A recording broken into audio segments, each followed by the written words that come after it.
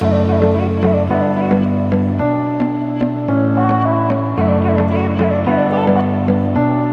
Actually क्या है कि जैसे वैल्यूज़ हमारे पास आती है तो 200 मीटर पर सेकेंड आती है, तो इस स्पीड से अगर रेन ड्रॉप आएगी तो छतों में छेद हो जाएगा। किन कारणों की वजह से इतनी स्पीड से रेन ड्रॉप नीचे नहीं आती है? हमने फॉर्मूला क्या गलत लगाया है? हमने कुछ गलती की है इसमें? क्यों ये वैल्यूज़ क्यों नहीं 200 मीटर पर सेकेंड से आती है क्या रेन? इतनी स्पीड से आती है तो भैया रेन ड्रॉप क्या हो रही होती है? गोलियां बरस रही होती। इंडिया की बारिश, समझ लो बारिश पड़ रही होती तो ऐसा लग रहा होता कि आज मौत आने वाली है, ऐसा कुछ होता।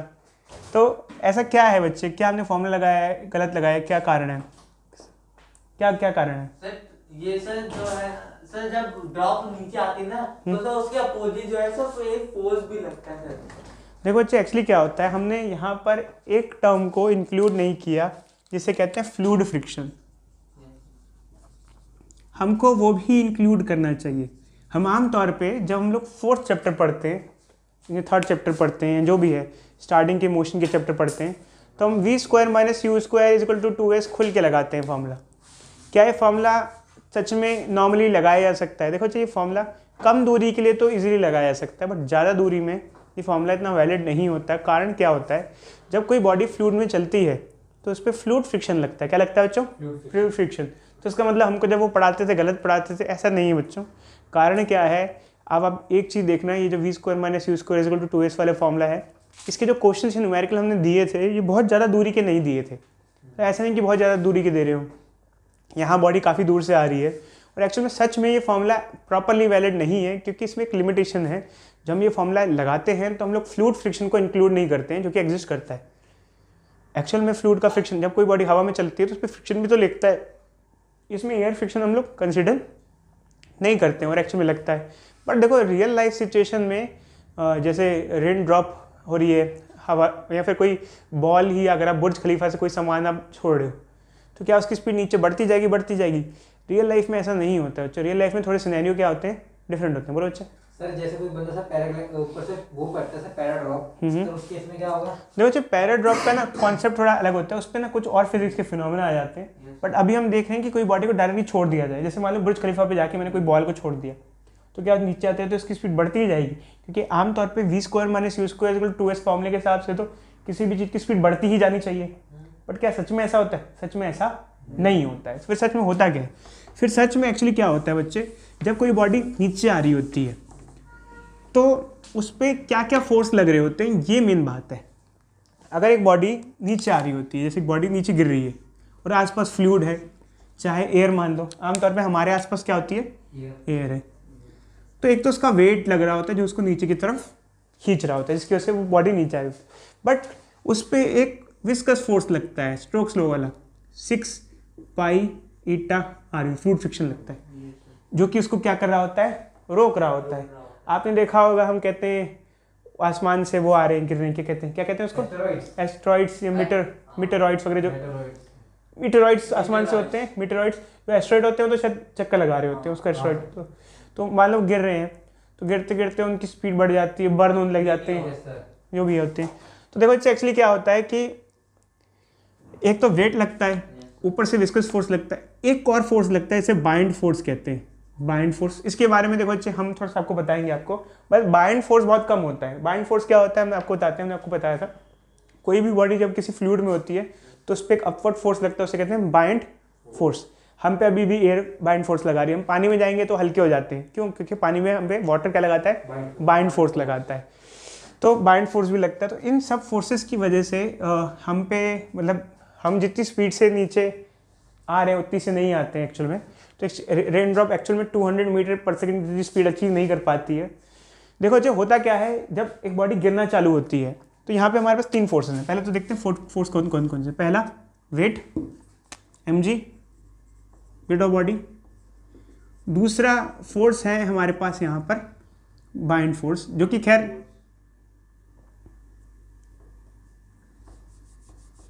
बाइंड फोर्स नेगलेक्ट के बराबर है। नेगलेक्ट कर सकते हैं बच्चे, उसको हम कह सकते हैं अपथ्रस्ट और बाइंड फोर्स कह सकते हैं इसको, ठीक है। थर्ड अपथ्रस्ट, मतलब अपथ्रस्ट ड्यू टू फ्लूइड, और बाइंड फोर्स, और तीसरा फोर्स है हमारे पास विस्कस फोर्स बोल लो, फ्रिक्शन बोल लो या एयर फ्रिक्शन बोल लो, विस्कस फोर्स, ये हमारे फोर्सेस होते हैं। अब देखो अच्छा, जब किसी बॉडी को हम छोड़ते हैं, देखो ऐसे मान लो ये मैं मान लो बुर्ज खलीफा पे गया, मैंने एक चीज़ को छोड़ दिया, तो स्टार्टिंग में उसकी स्पीड बढ़ती है। कारण क्या है, देखो अच्छा स्टार्टिंग में उसकी स्पीड बढ़ती है। स्टार्टिंग में एक्चुअल में क्या होता है, ये डोमिनेट करता है। देखो नीचे आने वाला कौन सा फोर्स है, रोकने वाले कौन कौन से फोर्स हैं, ये नीचे लेके जा रहा है, और रोकने वाले 2 फोर्स ही हैं। स्टार्टिंग में ये भारी पड़ता है और ये कम पड़ते हैं, रोकने के लिए सफिशिएंट नहीं होती, और जो जीता वो सिकंदर। तो ये नीचे खींचेगा तो इसकी वजह से स्पीड क्या होगी, बढ़ेगी। तो स्टार्टिंग में वेट डोमिनेट करता है दोनों फोर्स को मिलाने के बावजूद भी, ठीक है। बट स्टार्टिंग में जब ये डोमिनेट करेगा तो नीचे फोर्स लगेगा, नीचे लगेगा तो स्पीड क्या होगी, इंक्रीज होगी। अब क्या होता है, स्पीड इंक्रीज हो जाती है, बट अब खेल होता है कैसे, देखो अच्छा यहाँ पर 3 फोर्स हैं, ये कांस्टेंट रहता है हमेशा, चेंज नहीं होगा क्योंकि वेट है, या थ्रस्ट ये भी कांस्टेंट रहेगा अप्रॉक्सीमेटली, बट ये चेंज होगा वेलोसिटी के साथ। कैसे, विस्कस फोर्स होता है 6 पाई ईटा RV, वेलोसिटी चेंज होती रहेगी। जब बॉडी नीचे आ रही है उसकी स्पीड इंक्रीज हो रही है, और जब स्पीड इंक्रीज हो रही है तो ये फोर्स धीरे धीरे क्या होने लग जाता है, बढ़ने लग जाता है। ये कहता है अभी रुक, मैं बताता हूँ, जब मैं बढ़ जाऊँगा तो मैं बताऊँगा तेरे को। बढ़ते बढ़ते बढ़ते बढ़ते बढ़ते बढ़ते एक वक्त ऐसा आ जाता है कि स्पीड इतनी बढ़ जाती है कि ये फोर्स इतना बढ़ जाता है कि ये और ये बराबर हो जाते हैं आफ्टर सम टाइम, क्योंकि स्पीड तो बढ़ गई ना, तो स्पीड बढ़ गई, ठीक है, तो ये बढ़ता गया वेलोसिटी बढ़ने से, और विस्कस फोर्स इतना ज़्यादा हो गया उस टाइम पर कि अब ये बैलेंस्ड हो गए। और अगर बैलेंस्ड हो गए तो नेट फोर्स क्या हो जाएगा, 0, क्योंकि जितना नीचे उतना ऊपर। तो थोड़ी देर बाद बॉडी की स्पीड क्या हो जाती है, कांस्टेंट हो जाती है, कांस्टेंट, 0 नहीं, नेट फोर्स बैलेंस हो जाता है। जैसे मान लो जितना ऊपर लग रहा है उतना नीचे लग रहा है, तो जब तक स्पीड बढ़ सकती थी तब तक बढ़ी, अब स्पीड बढ़ना क्या हो जाएगा, रुक जाता है। उसके बाद उस पॉइंट के बाद बॉडी उसी कांस्टेंट स्पीड से नीचे आता है, उस कांस्टेंट स्पीड को टर्मिनल स्पीड बोला जाता है। उस कांस्टेंट स्पीड को, कांस्टेंट स्पीड से जिस स्पीड से बॉडी नीचे आ रही होती है ऐसी स्पीड को टर्मिनल स्पीड कहा जाता है। एग्जाम्पल दें, एग्जाम्पल ये है, मान लो मैंने बुर्ज खलीफा से कोई ऑब्जेक्ट फेंका, ठीक है, पहले उसकी स्पीड बढ़ती जाएगी, जैसे मान लो बढ़ी 0 1 2 3 4 5 6 7 8 9 10 बढ़ गई। अब एक टाइम लेटेस्ट एक मान लो 10 में एग्जाम्पल ले रहा हूँ, ये नहीं कि बच्चे कहेंगे सर 10 ही जाएगी, 10 एग्जाम्पल, 10 हो गई, 20 हो गई, कुछ भी होगी।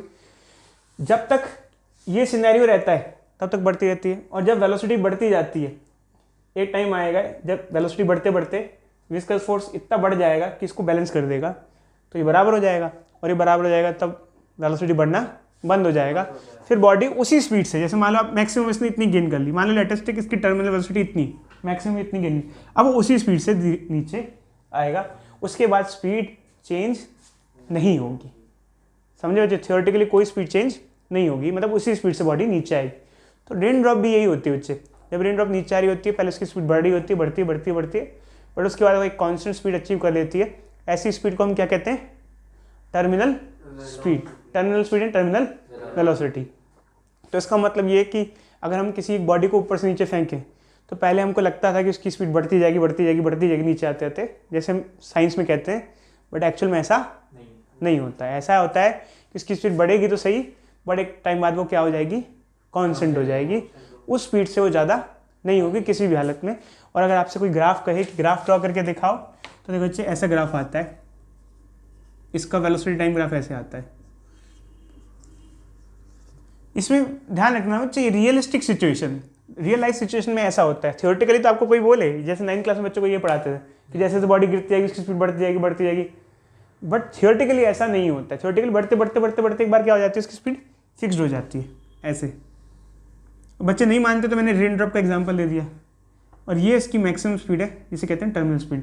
तो ये ग्राफ क्या शो कर रहा है, जब बॉडी गिर रही थी उसकी स्पीड बढ़ रही थी, बढ़ते कितनी हो गई, कांस्टेंट हो गई, और ऐसी स्पीड को क्या कहते हैं, terminal speed, terminal velocity and terminal speed. इसका डेरिवेशन बहुत इंपॉर्टेंट है बच्चों, अब हम आगे बढ़ेंगे, ठीक है। क्या होता है कि जैसे कोई एक बाहर से मेटेरॉइड वगैरह गिरता है अर्थ पे, तो वो काफ़ी अच्छी स्पीड इसलिए अचीव कर लेता है कि अगर एयर ना होती तो वो उससे ज़्यादा स्पीड अचीव कर सकता होता।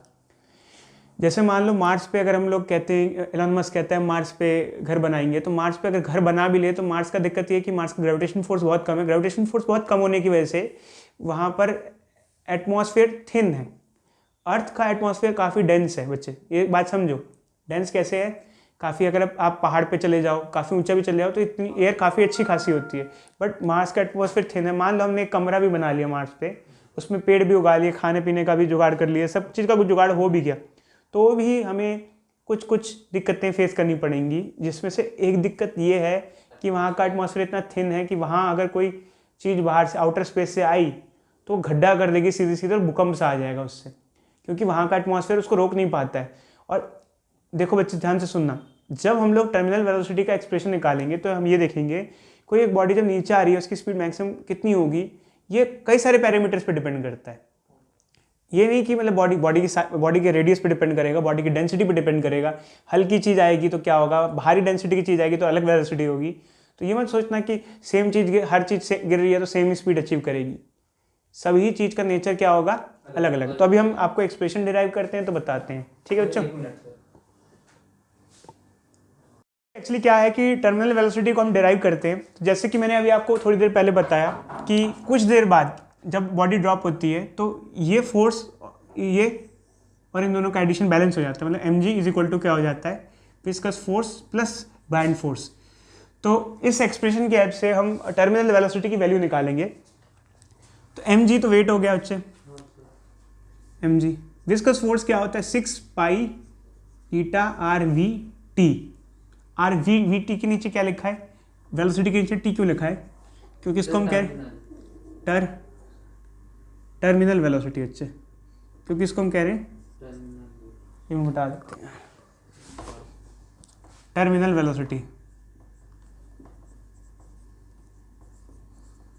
अब आती है बात बाइंड फोर्स की। बच्चे कितने से बाइंड फोर्स क्या होता है, देखो बच्चे, जब हम अपनी 9th क्लास में थे तो बाइंड फोर्स हम पढ़ते थे weight of fluid displaced, weight of fluid displaced.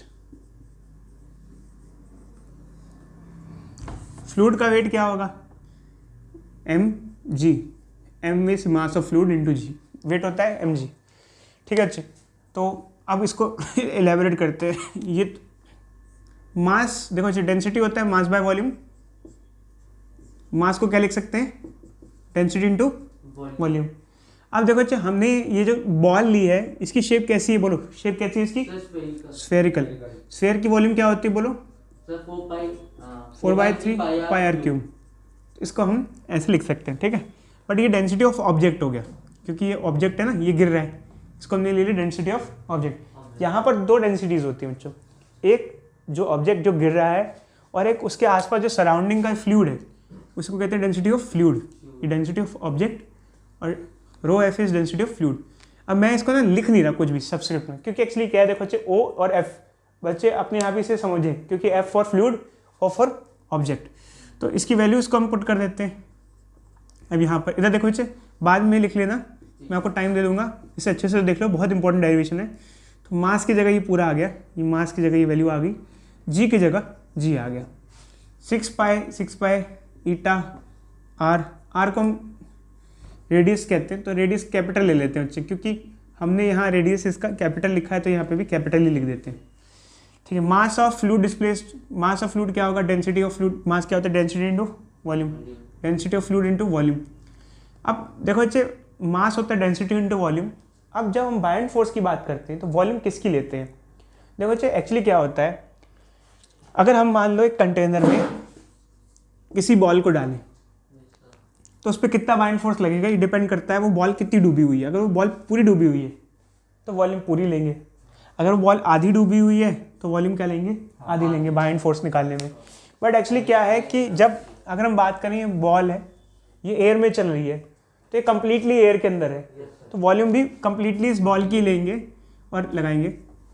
अब ये density of fluid 4/3 pi are cube, ये आ गया, ठीक है। वैल्यू पुट कर देंगे अच्छे, density of fluid 4/3 pi R cube into जी।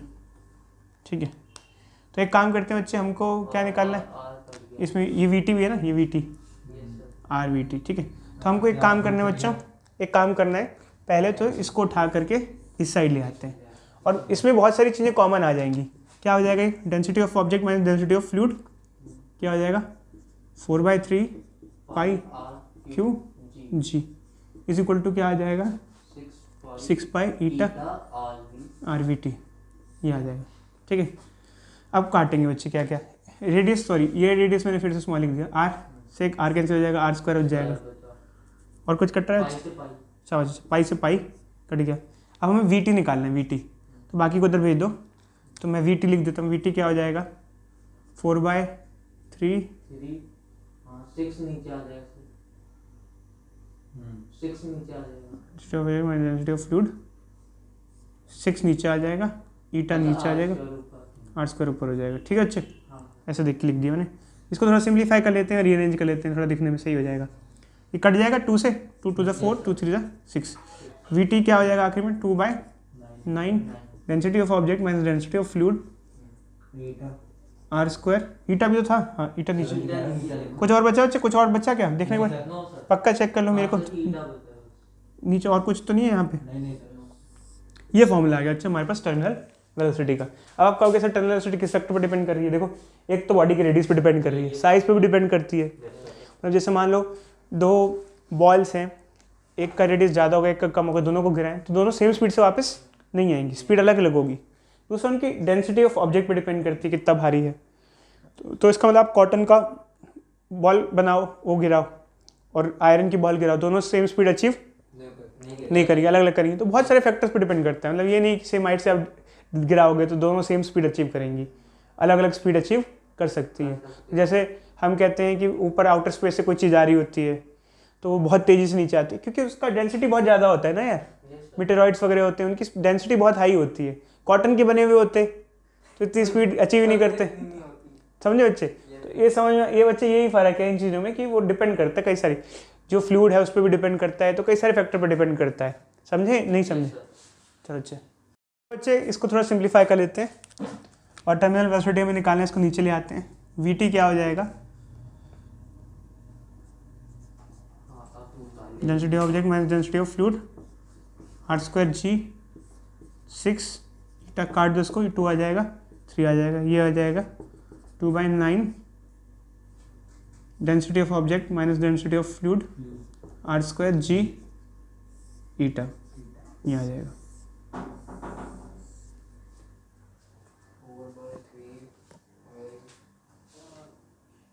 से हम क्वेश्चन को देखते हैं, बोलो नहीं बच्चे इधर देखो। हाँ, हमारे पास 64 स्मॉल ड्रॉप्स हैं, वो मिलके एक लार्ज ड्रॉप बन गई। तो उन जो स्मॉल ड्रॉप है और जो लार्ज ड्रॉप है उसका टर्मिनल वेलोसिटी का रेशियो क्या होगा हमें निकालना है। तो देखो बच्चे एक्चुअली क्या है कि पहले हम मान लेते हैं कि जो छोटी छोटी ड्रॉप्स हैं उनका रेडियस आर है, ये स्मॉल ड्रॉप्स हैं, और जो बड़ी ड्रॉप है उसका रेडियस आर डैश है। ऐसे 64 होंगी, 64। तो हम बड़ी वाली ड्रॉप का जो रेडियस है और इसका रेडियस है, इसे इसके बीच में एक रिलेशन निकालेंगे कंजर्वेशन ऑफ वॉल्यूम से, क्योंकि छोटी छोटी ड्रॉप से मिलके ही तो लार्ज ड्रॉप बनी है। 4/3 pi are cube is equal to 4/3 pi R dash cube. समझ में आया बच्चों, 64 मिला करके एक बड़ी ड्रॉप बन गई, ये कट जाएगा बच्चों। अब क्या करें बच्चों, दोनों साइड क्या कर दें, क्यूब रूट कर दें। क्यूब रूट पता है ना, 1 की पावर 3। 64 का क्यूब रूट होता है, बोलो 4 4 इंटू 4 16, 16 इंटू 4 64। अगर दोनों साइड पावर 1/3 कर दें, क्यूब रूट कर दें हम लोग, 1/3 कर दें, क्यूब रूट कर दें, तो ये आ जाएगा अच्छे, और ये हो जाएगा आर डैश, और ये हो जाएगा 4r, ये आ जाएगा, जो कि हमने 10th क्लास में पढ़ा था। तो एक काम करते हैं, छोटी ड्रॉपलेट की टर्मिनल वेलोसिटी क्या होगी, इसको v1 बोल देते हैं, छोटी ड्रॉप की टर्मिनल वेलोसिटी। तो वैल्यूज़ लिख देते हैं, 2/9 की जगह 2/9 आ जाएगा। Density of object minus density of fluid हो जाएगा, रेडियस का स्क्वायर हो जाएगा, g हो जाएगा, ईटा हो जाएगा, और बड़ी ड्रॉप के लिए v2 लिख देते हैं, मोस्टली सारी चीज़ें सेम ही रहेंगी, सिर्फ फ़र्क होगा तो रेडियस का फ़र्क हो जाएगा। अब यहाँ हमें रेडियस लिखना है तो मैं चाहूँ तो यहाँ आर डैश का स्क्वायर लिख सकता हूँ यहाँ, बट आर डैश की वैल्यू कितनी बच्चे ये है इसकी टर्म्स में। एक्चुअल में क्या है, क्योंकि मैं बाद में आर डैश की वैल्यू पुट कर दूँ या पहले पुट करूँ, ये मेरे पर डिपेंड करता है। चलो मैं एक काम करता हूँ, काट देता हूँ, मैं बाद में पुट करूँगा। इससे कट गया, इससे ये कट गया, इससे कट गया, इससे सब कट गया, बचा क्या, तो बचा v1/v2 is equal to r square by r dash का स्क्वायर। ठीक है बच्चे, तो एक काम करते हैं, आर डैश का स्क्वायर लिख देते हैं। आर डैश का स्क्वायर क्या होगा बच्चे 16 आर स्क्वायर। तो ये क्या हो जाएगा, आर स्क्वायर 16 आर स्क्वायर, ये कट जाएगा 1/16 आ जाएगा। करते हैं यहाँ पर जो वेलोसिटीज़ का रेशियो है वो 1:16 आ जाएगा, क्योंकि हमने वैल्यूज़ यहाँ पुट कर दी। तो हम क्या कहेंगे कि जो यहाँ टर्मिनल वेलोसिटी का रेशियो है वो 1:16। ठीक, छोटी सी चीज़ बता देते हैं। जैसे कई बार बच्चे कहते हैं कि सर अभी हमने ग्राफ पढ़ा, तो क्या टर्मिनल वेलोसिटी का और कोई ग्राफ भी होता है? देखो बच्चे, होता है एक ग्राफ टर्मिनल वेलोसिटी का, एक और ग्राफ होता है ये एक तो ये पढ़ा था ना हमने। Yes sir. एक इसके अलावा एक और ग्राफ होता है ये ग्राफ। मैं आपको थोड़ा सा समझा देता हूँ, बस 1 मिनट का है बच्चों, उसके बाद आपको फ्री कर देंगे। ये क्या है बच्चे, एक्चुअली क्या होता है, जैसे हमने देखा कोई एक बॉडी एक मैक्सिमम वेलोसिटी अचीव करती है। एक्चुअल में क्या होता है कि हमने जैसे एक बॉडी को जैसे गिराया तो उसकी स्पीड बढ़ती गई और एक कांस्टेंट वेलोसिटी अचीव कर ली। बट क्या होता है कि अगर हम किसी बॉडी को मैक्सिमम स्पीड दें, जैसे मान लो मैं ही एक्चुअली क्या करूं, पानी में या कहीं किसी बॉडी को बहुत ज़्यादा स्पीड से फेंकूं, अगर उसकी स्पीड कम है तो बढ़ जाएगी, वो बढ़ रही है तो क्या हो जाएगी, कम हो जाएगी, बट उतनी ही रहेगी जितनी क्या है टर्मिनल स्पीड है। जैसे मान लो मैंने बुर्ज खलीफा से एक बॉडी को ड्रॉप किया था, उसकी स्पीड बढ़ते टर्मिनल वेलोसिटी जितनी होगी। बट मान लो मैं बुर्ज खलीफा से किसी बॉडी को क्या करता, बहुत ज़्यादा स्पीड से थ्रो करता, मतलब इतनी ज़्यादा कि जो टर्मिनल वेलोसिटी से भी ज़्यादा होती। अगर मैं ज़्यादा स्पीड से थ्रो करूँगा तो भी उसकी स्पीड क्या हो जाएगी, फिर से कम हो जाएगी। कारण क्या होता है, थोड़ा सा बता देते हैं। उस केस में विस्कस फोर्स ज़्यादा होता है और उसकी स्पीड को क्या कर देता है, फिर से कम कर देता है। बस ये ध्यान रखना आपको जानने के लिए कि चाहे टर्मिनल स्पीड से कम दोगे तो बढ़ जाएगी, ज़्यादा दोगे तो कम हो जाएगी, ये ध्यान रखना। जैसे अगर आपने ज़्यादा स्पीड से थ्रो किया, बहुत ज़्यादा स्पीड दे दी, पहले ही ज़्यादा स्पीड दे दी, मतलब बुर्ज खलीफा से ड्रॉप नहीं किया, थ्रो किया, तो उस केस में विस्कस फोर्स वेट से काफ़ी ज़्यादा हो जाता है, मतलब ऊपर वाले फोर्स ज़्यादा बढ़ जाते हैं, तो उसकी वजह से उल्टा स्लो डाउन हो जाती है, जैसे स्लो हो जाएगी। ओके सर, समझे, सेम ही रहे, मतलब उतनी ही रहेगी, उससे ज़्यादा नहीं रहेगी।